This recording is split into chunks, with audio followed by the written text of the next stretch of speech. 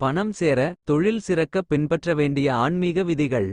யாரிடம் இருந்து பணம் வாங்கினாலும் வலது கையால் கொடுக்க சொல்லி வலது கையால் வாங்கிக் கொள்ள வேண்டும். நீங்கள் பிறருக்கு கொடுத்தாலும் அப்படியே செய்யவும். 2. பணம் என்னும் போதும் புத்தகம் அல்லது தொழில் சம்பந்தமான பைல் புத்தகம் நோட்டுகளை புரட்டும் போதும் எச்சில் தொட்டு என்னவோ புரட்டவோ கூடாது. குறிப்பாக ஆன்மீக நூல்களை படிக்கும் பொழுது இதைச் செய்யவே கூடாது. இது தரித்திரத்தை உண்டாக்கும்.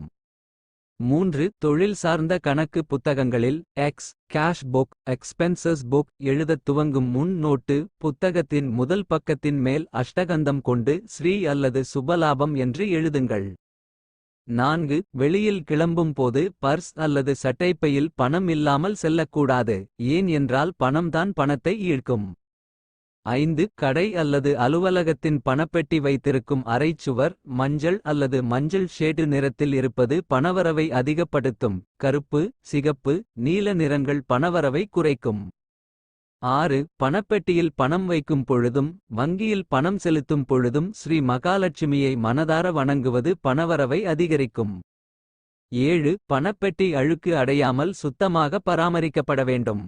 8. கடை அல்லது அலுவலகத்திற்கு ஓம் ஸ்ரீம் ஹ்ரீம் க்ளீம் ஸ்ரீம் லக்ஷ்மி ஆகச்ச ஆகச்ச மம மந்திரே திஷ்ட திஷ்ட ஸ்வாஹா என்ற மந்திரம் ஜெபித்தபடியே தினம் ஊதுவத்தி அல்லது சாம்பிராணி தூபம் காண்பிக்க வேண்டும். இல்லை என்றால் பணப்பெட்டிக்காவது தினமும் ஊதுவத்தி அல்லது சாம்பிராணி தூபம் காண்பிக்க வேண்டும்.